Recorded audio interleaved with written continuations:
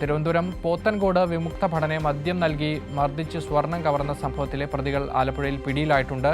നെയ്യാറ്റിൻകര ആറാലുമൂട് സ്വദേശി ദീപയും മകൻ അഖില്, പ്രകാശൻ എന്നിവരെയാണ് ആലപ്പുഴയിലെ ധ്യാനകേന്ദ്രത്തിൽ നിന്ന് പിടികൂടിയത്. ദീപ മുൻപും ഹണി ട്രാപ്പ് കേസിൽ പിടിയിലായിട്ടുണ്ട്. നൗഫലാണ് നമ്മളോടൊപ്പം തുടരുന്നത്. നൗഫൽ, എന്താണ് കഴിഞ്ഞ ദിവസങ്ങളിലടക്കം നമ്മൾ അറിഞ്ഞ വാർത്തയാണ്, അതിലെന്തായാലും ഇപ്പോൾ പ്രതികൾ പിടിയിലായിരിക്കുകയാണ്.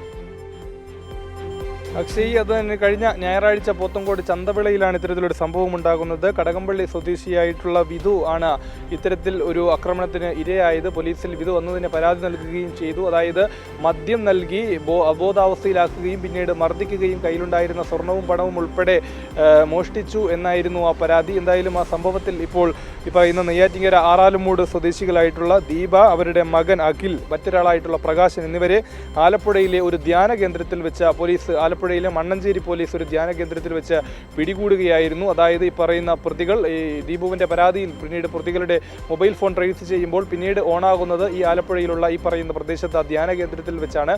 അവിടെ വെച്ച് മണ്ണഞ്ചേരി പോലീസ് പിടികൂടുകയായിരുന്നു. അക്ഷയ് പറഞ്ഞതുപോലെ 8 മാസം മുമ്പാണ്, അല്ലെങ്കിൽ മാസങ്ങൾക്ക് മുമ്പ് ഹണി ട്രാപ്പ് കേസിലും ഈ പറയുന്ന ദീപ ഉൾപ്പെട്ടിട്ടുണ്ട്.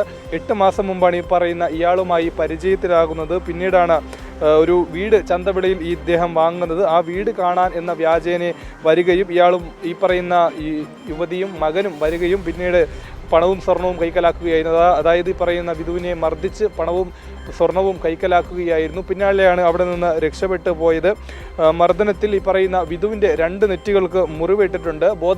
വിധുവിൻ്റെ ബോധം കെടുന്ന ഒരു അവസ്ഥയായിരുന്നു. ബോധം വന്ന് ആശുപത്രിയിലാകുമ്പോഴാണ് ഇത്തരത്തിലുള്ള സംഭവങ്ങൾ അറിയുന്നത്. ആ ബോധം വന്ന് അപ്പോൾ തന്നെ പോത്തൻകോട് പോലീസിൽ പരാതി നൽകുകയും അതിൻ്റെ അടിസ്ഥാനത്തിലാണ് പോലീസ് അന്വേഷിക്കുകയും ചെയ്തത്. ആ അടിസ്ഥാനത്തിലാണ് ഇപ്പോൾ ആലപ്പുഴയിലെ ധ്യാന കേന്ദ്രത്തിൽ വെച്ച് മണ്ണഞ്ചേരി പോലീസ് അറസ്റ്റ് ചെയ്തത്.